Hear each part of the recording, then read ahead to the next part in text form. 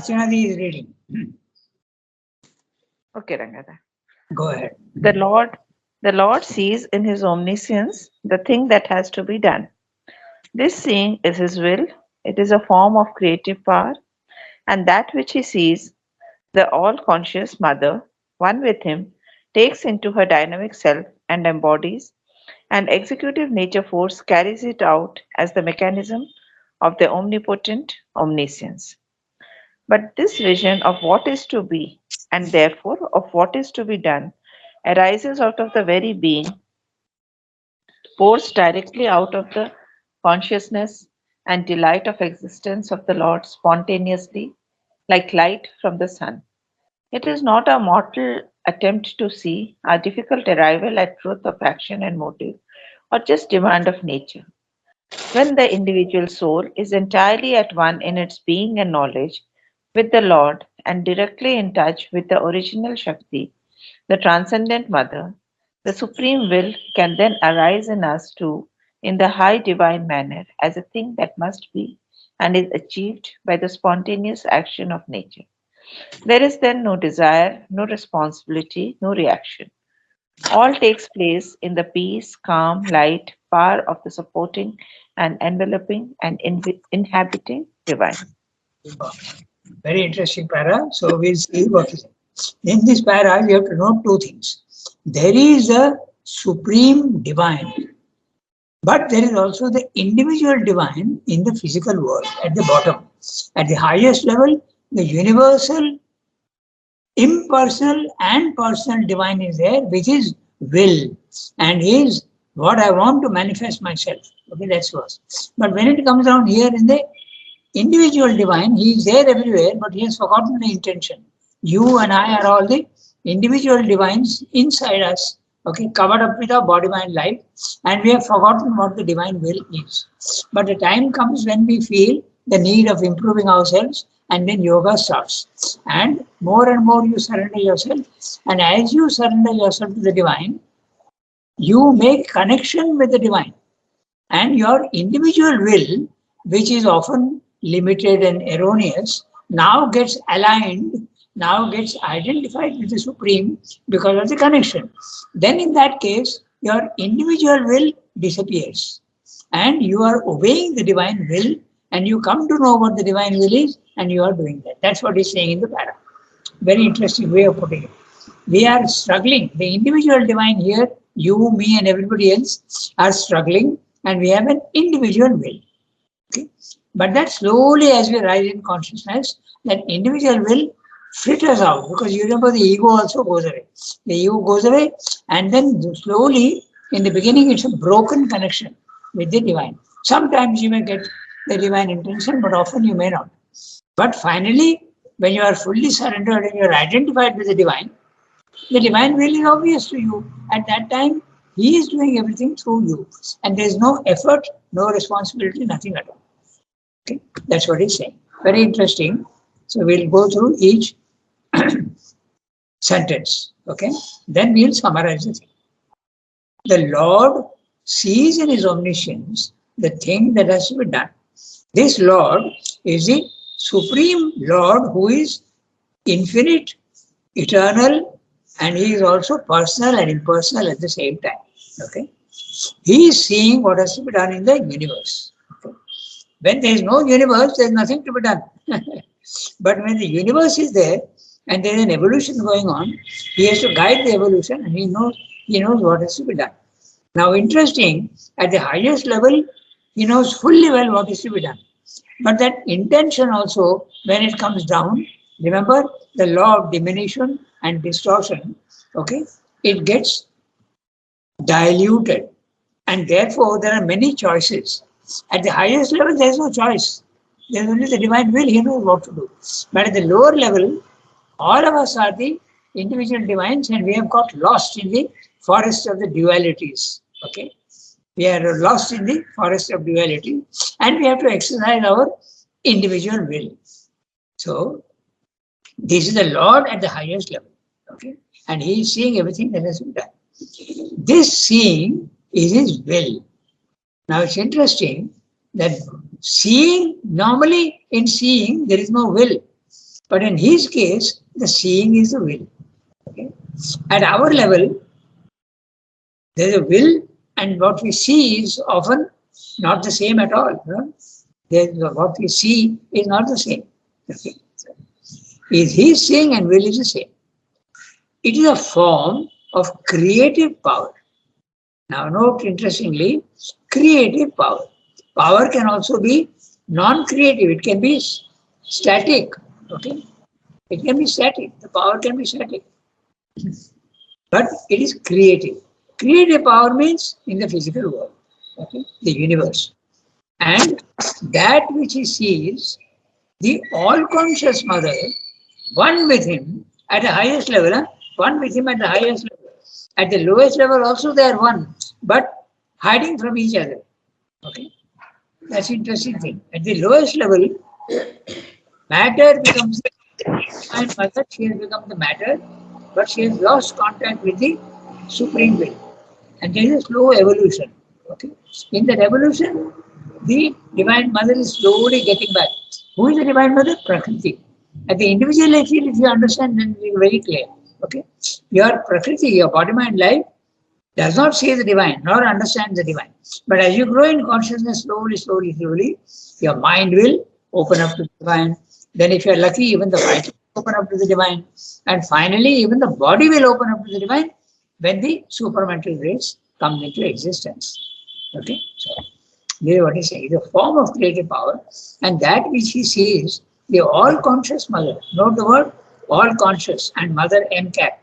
This is the divine Shakti. Okay?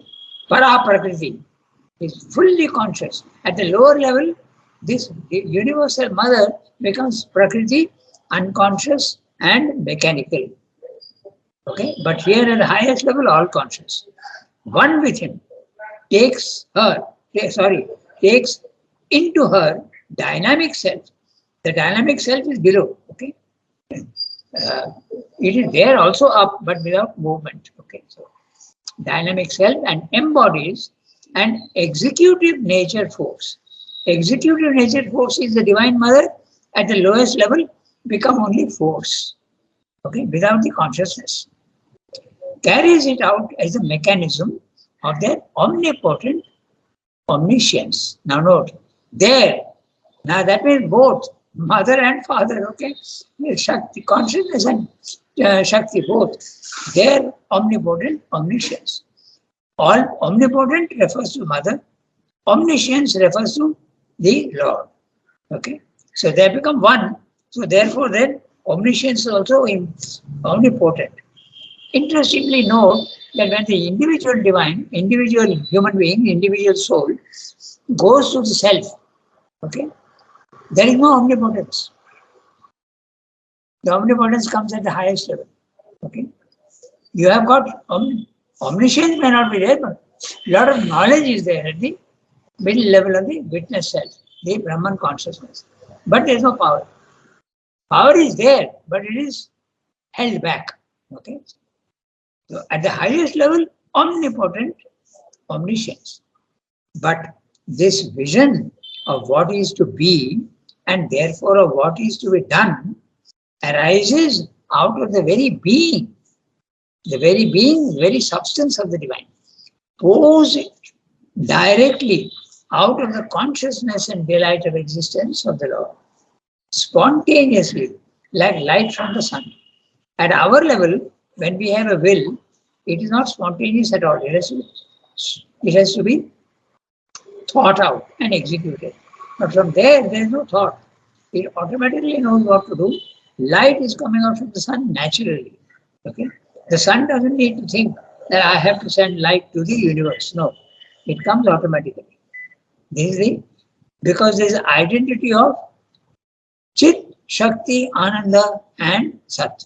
There is an identity. They are all one. That's why light from the sun. It is not our mortal attempt to see. He is contrasting. Our mortal attempt to see, our difficult arrival at truth of action and motive, or just demand of nature. It is not all these things. It's not the same.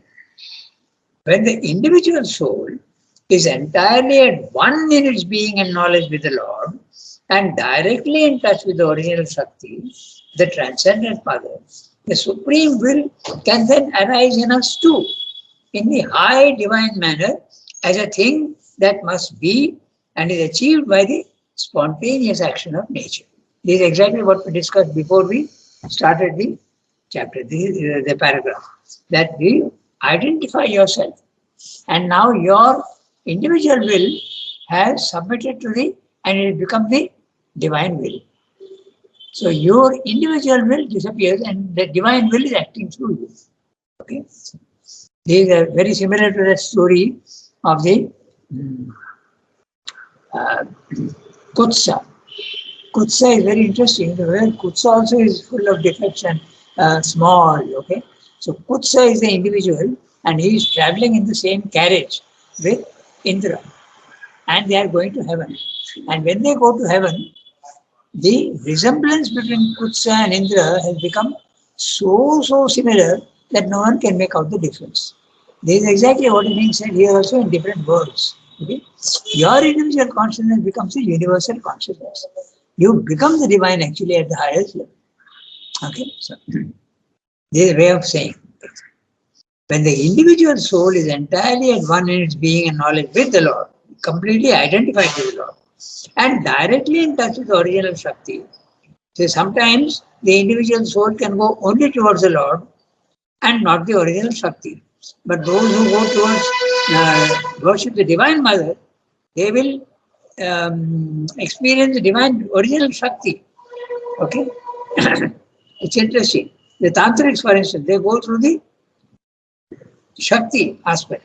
And the Jnana Yogi goes through the Chit aspect. Okay, it depends on the path.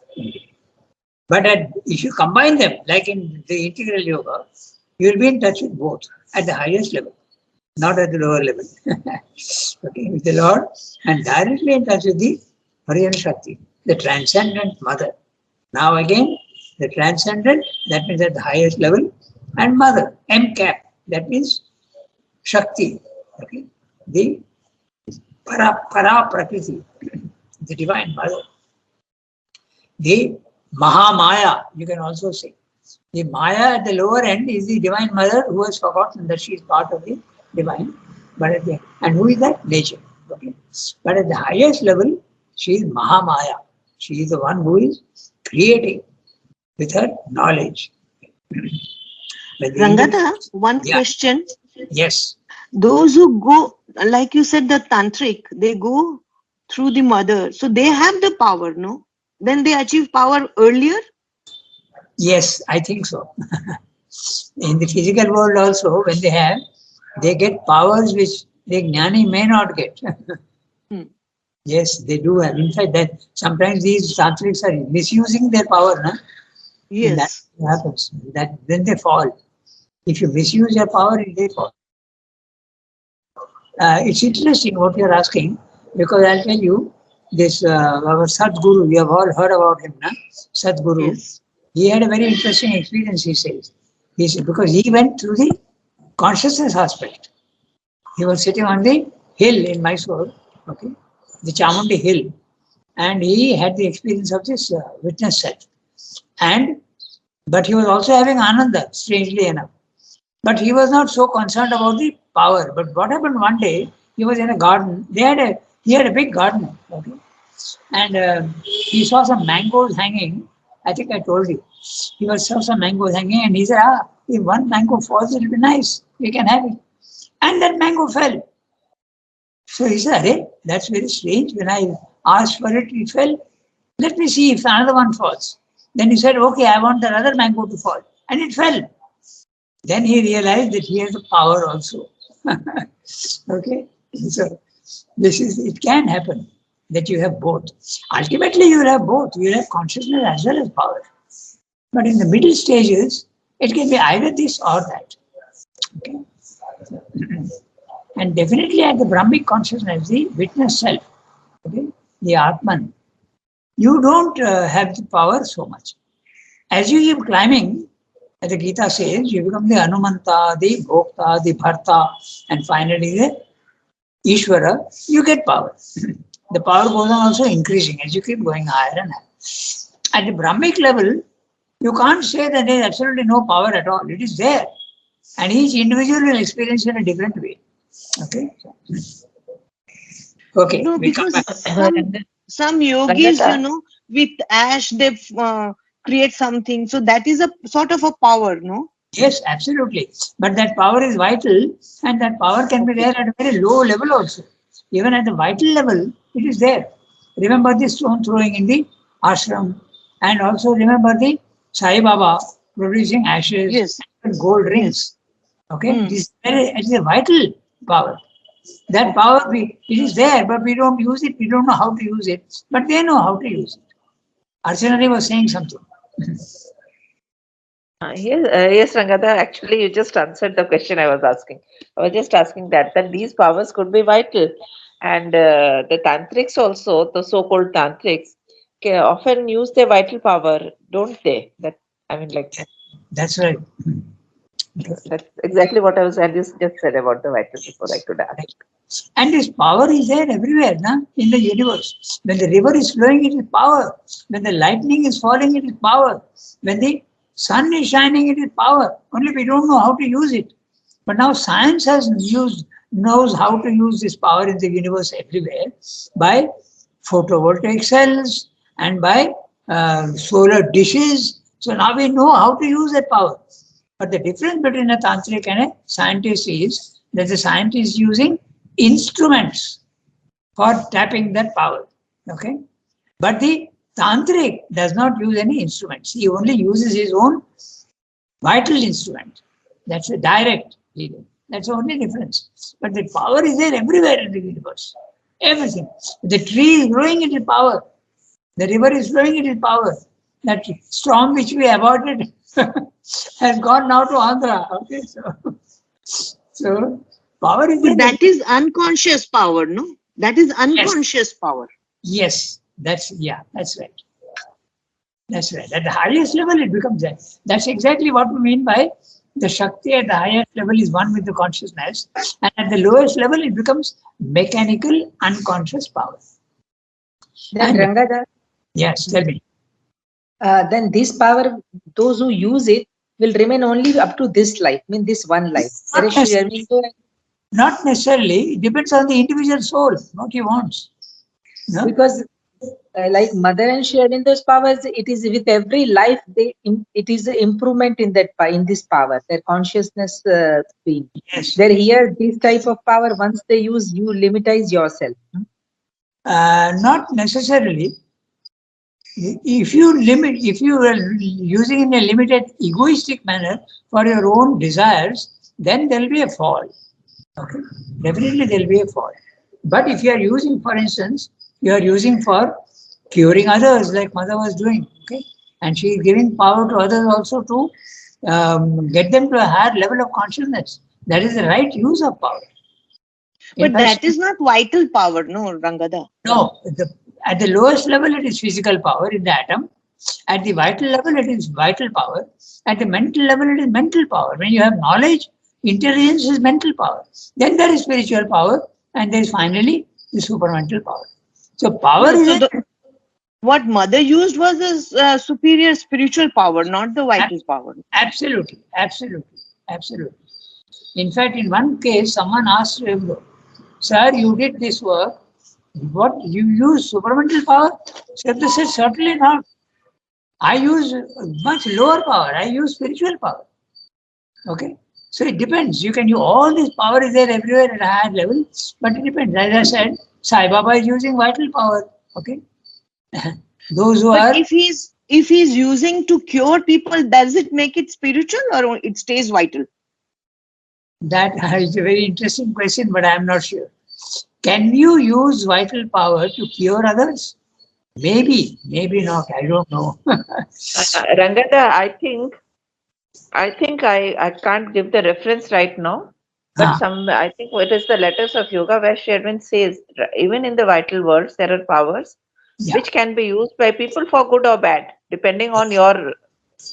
So But if it, yeah, and if he it, talks of this curing power. I particularly remember because it was concerning, like my field. ah, So yes, at a very, very, I mean, in the vital stage also, you can, Like Shraddha explains also in other places that there are vital powers which we don't know how to use. So if we Yes. can learn to use it, it is like I can say even physical power. No, somebody is stronger than other. He can use it to save somebody. He can use it to kill somebody. But that doesn't make the physical power the spiritual power. Archana, I while mean, my talking, understanding I'm sharing. no, absolutely. And while talking to you, suddenly I realized, okay, those who are using pranic healing, okay, they're using vital power. Exactly. That is vital power. That is vital power. Exactly. Yes, Raghav. Exactly. Exactly. Pranic power, okay. But spiritual power actually depends on the state of my consciousness, isn't it, Absolutely. Raghav? Absolutely. Absolutely. So the one who is doing pranic healing, Reiki, na? They call it Reiki, Reiki. So that they are using vital power. Okay. In fact, sometimes many people from their hands, the energy goes out. You know, there's an aura, na? And when the energy goes out, people who are conscious that the energy is going from their fingers can cure people. Okay. So it's very interesting. Everybody has got that power, but we don't know how to use it. All right, let's get back to our text. Yeah, Rangada, yeah. Tell I me. my question is, Yes, here Aurobindo say, the identity with the Lord yes, and the direct touch with the original Shakti.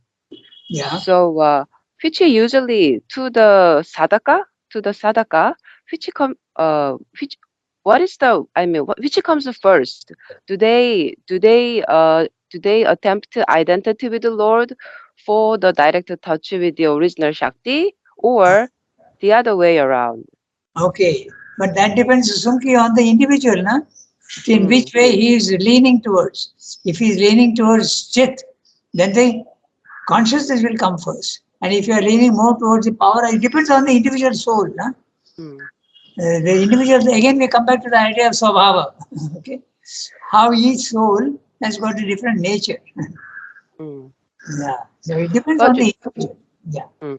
But in integral yoga, and I often heard from the people in the ashram, Yeah. you must refer to and turn to the Divine Mother for everything. Yes. So is it like the more recommended way is turn to the Mother first, rather than pursuing identity with the Lord? Is that the recommended way by Sri Aurobindo or by the Mother? Can you say like that?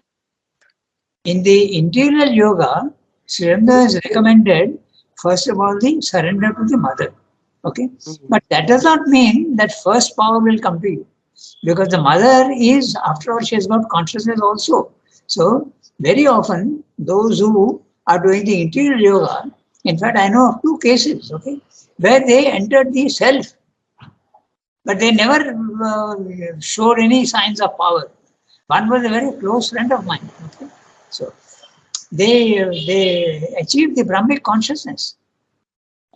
So they are followers of Sri Aurobindo, and you adore the mother and you also surrender to her, but you may get knowledge also first. After all, in fact, there is a very interesting Sanskrit book which I read 4 or 5 years ago, Tripura Rahasyam. Okay, that is the name of the book. There they are insisting all the time that go through the mother for knowledge. Don't Mm, worship her. She will give you everything that you want. So knowledge also, if you ask the mother for knowledge, suppose you are surrendering to the mother and asking. For instance, take Ramakrishna. Okay, he was also going only through the mother. Okay, and he got knowledge. The power came later on. Okay, mhm. he had knowledge. So it's a question. We make a big difference between knowledge and power and all these things and Shakti, but they are all one essential. Some can be Mm. more, some can be less. Okay, so Okay. And Thank you. in a way, we can say it is mainly our Swabha decides, our Swabha and Swadharma decides which, I mean, what will work through us, what will channelize through us, the knowledge or the yes, um, yes. Once we In fact, attain the consciousness, then our desire is no longer there. I want nothing. It should be at least. So that's right. once I don't want anything, naturally Yes, that's I right. become a channel of ever given a identity by the divine, so to say. That Yes, is what is my swabhava and my swadharma. According to that, I think I'll manifest whatever is for what I yes, have come rather. yes, yes. And in fact, people used to ask Srendo, should I concentrate in the mind at the eyebrow center or should I concentrate in the heart? So Srendo said, it depends on you and which your nature is more open to what. You can do any. And if you can do both together, wonderful. Okay, so it depends on the individual. After all, remember that the one becomes the multiplicity at the lowest level. So each individual is a different make and a different build, different nature. It depends. There's nothing rigidly fixed about all these things. Although for clarity's sake in the mind, we have to make a distinction between these things, but there's a great play of possibilities. Okay? Tremendous possibilities are there. Everything is possible. Okay, let's get back to our text. Okay. Uh, I don't mind these discussions at all because they do help to clarify things. Even when I am speaking also, I get, oh, I didn't think of this, I didn't think of that. So all sorts of, the connections also can come. It becomes very interesting. And clarity also comes through these discussions. Okay, so I go back to when the individual soul is entirely at one in its being and knowledge. Okay. Now note the word being. Okay. Being means the very substance of your body. Okay. It's very interesting. The substance of your body, then knowledge also with the Lord and directly in touch with the original Shakti, the transcendent mother, the supreme will can then arise in us too, in the high divine manner, as a thing that must be and is achieved by the spontaneous action of nature. The spontaneous action of nature is the power at a lower level, okay, mechanical, unconscious, and then spontaneously it comes out. Now, I'll make a small a diversion here because this is exactly what we are discussing, so it's very interesting. Today I got a WhatsApp message from, there is an American lady, okay, she is a wonderful person. Uh, and she has a great opening to the mother. So she has said something very interesting today. Mother says in one place in the agenda that when Srivna passed away, I realized the entire divine. Okay. So this girl is asking the mother, Mother, I don't understand what you mean by that. When before Srivna passed away, you didn't get the entire divine? So then she explains. Okay. She says that when the light descends into the mind, you understand the divine in a mental way. When the light descends and you are sufficiently pure, it can descend even lower into your vital. Then you understand the divine in the emotional and the vital way. You can understand.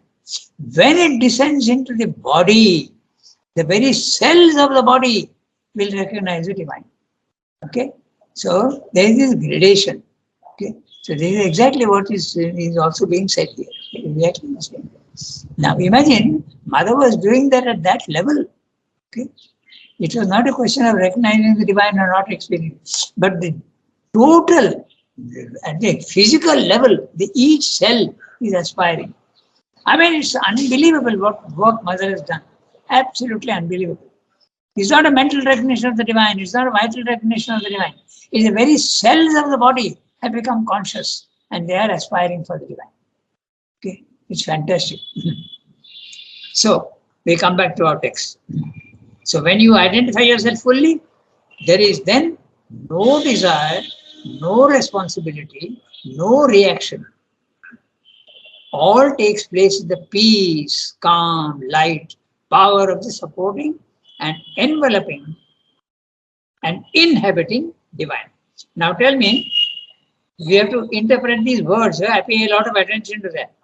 Supporting, enveloping, inhabiting. Supporting, transcendent. From there it is supporting you. Enveloping cosmos, it is there everywhere. And inhabiting individual. See? So when we read Srila carefully, you can see how he uses words and what he means. Okay, so supporting from the highest level, like your parents are supporting you. Okay, just like that. Enveloping, it is there in the universe everywhere. Okay, the what is it called? Pantheism. Pantheism is the worship of the divine in nature. Okay, it's there everywhere, and you recognize the divine in the nature, and inhabiting the individual divine in each soul. Okay? So see how interesting this is. Then you do. Once you have seen this, next time also the same with words when they use, immediately it will flash on. Okay, so 32. So we have got 8 minutes. So we can read the next paragraph. This was small paragraph. Who will read the next one? But even before that highest approach. Pallavi, if you have the text, you can read. Yes, Tuesday. Ranganath. Tuesday is your day. Shall I read? Yeah, please. But even before that highest approach to identity is achieved, something of the supreme will can manifest in us as an imperative impulsion, a God-driven action. We then act by a spontaneous self-determining force, but a fuller knowledge of meaning and aim. An aim arises only afterwards. Or the impulse to action may come as an inspiration or invitation, but rather in the heart and body than in the mind. Here, an effective sight enters in, but the complete and exact knowledge is still deferred and comes, if at all, later. But the divine will may descend too as a luminous single command, or a total perception, or a continuous current of perception of what is to be done into the will or into the thought, or as a direction from above, spontaneously fulfilled by the lower members. When the yoga is imperfect, only some actions can be done in this way, or else a general action may so proceed, but only during periods of exaltation and illumination. When the yoga is perfect, all action becomes of this character. We may indeed distinguish 3 stages of a growing progress, by which first the personal will is occasionally or frequently enlightened, or moved by a supreme will or conscious force beyond it, then constantly replaced, and last identified and merged in that divine power action.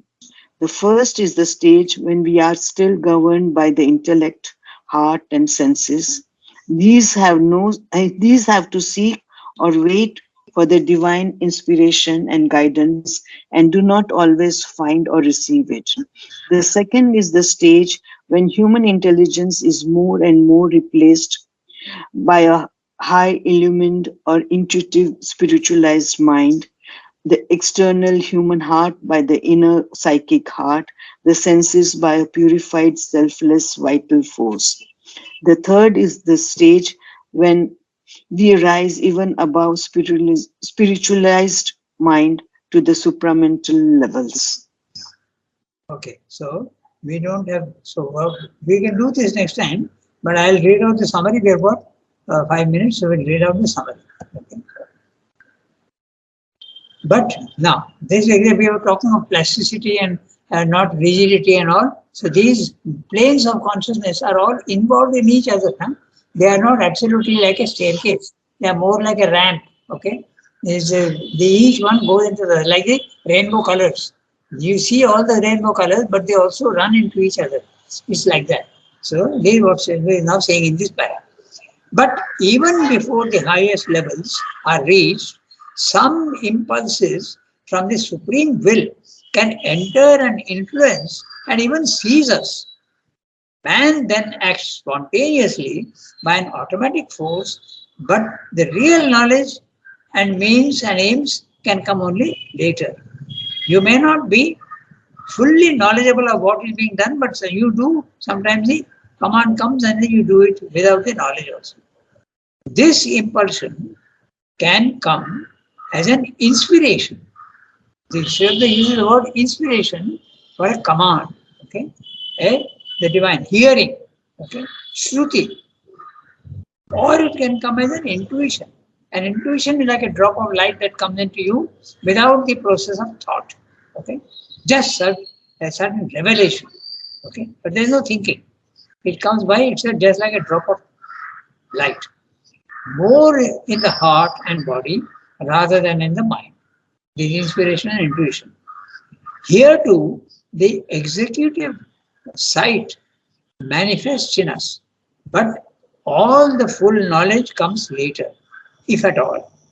Another possibility is that the divine will can enter in us as a luminous single command, or a total perception, or a continuous current of perception of what needs to be done. Interesting, he's saying it can come in so many different ways. Okay, so this reminds me also of Ramakrishna. I'll tell you about that later on as soon as it. So it can come as a single, luminous single command. The best example of this is Srimno hearing Sri Krishna's voice. Go to Chandranagar. Finish, that's all. A single command. So he does that immediately. He packs up and goes.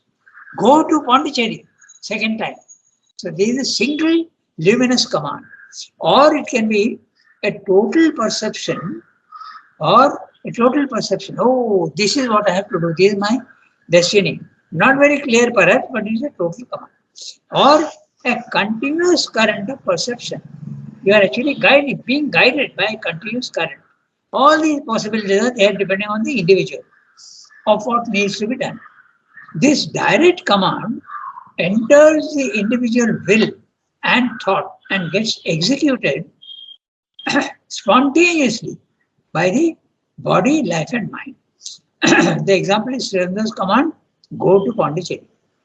But when the yoga is still young, not very mature, only a few actions can be of this nature, which is a direct command or an automatic execution. So that comes only much later. In the beginning, it can't come as a single command. But in some moments of intense, elevated consciousness, this type of action is possible. In other words, it's an experience. On the other hand, when the yoga becomes perfect, all action is done in this way, a direct order and a directly executed action. The progress of the yoga can be said to have 3 stages. The first stage is when we are still in the ignorance and controlled by the body, life, mind, which is the outer nature. Okay. The second stage is when the spiritual knowledge replaces the mental ignorance. This is in the spiritual planes of consciousness, level 2. Okay. This is the second. The third level is when the supramental is reached and we get power also. So this is what Sri is saying about it. It's 8:40, so we just got correct time. If you want, we will read this para, because again the words are very interesting. Once we identify the words, then it becomes very easy to read Sri in other passages also. That's why there's so much of stress. Just as I said, we saw today that support, okay, enveloping and inhabiting. So immediately you know what he's saying. Okay. Rangada? Yeah. Rangada? Just one last question. Then the Arjuna in the Gita, he kind of throughout the Gita he moves from the first and the second stage. Can you say like that? I don't think Arjuna was a spiritual person at all. Okay, but Sri Krishna gives him the command, and that's the first stage. Yeah? So he does what has to be done. But he also asks that I want to see you, and then Sri Krishna gives him the divine eye. Okay, Divya Chakshu. But after that vision of the Kala, the supreme that does everything in the physical world, that power again disappears for him. So it's an experience. That is level 2. But there is no level 3 for him. But Arjuna, obeying the command of Sri Krishna, knowing mentally that yes, this I have to do, is probably level 1 only. But he did rise to the level 2 when he had the experience of he saw the divine creating and destroying. Okay, that was the experience. But that was because Sri Krishna gave him the Divya Chakshu, that is the divine eye.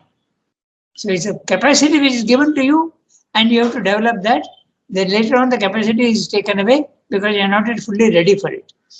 Then you have to do it. So that was definitely this second level. Rangada, Yeah, that means a vibhuti needn't be in the second level, right? could be, yes. Could be. For instance, take. Not necessarily be. My question is the other way around. Exactly. It need not necessarily be in the second stage, right? Exactly.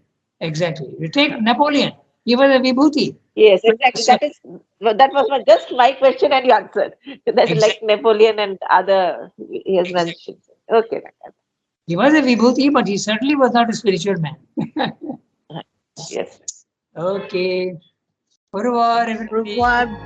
Bonjour. Thank you, Rangada.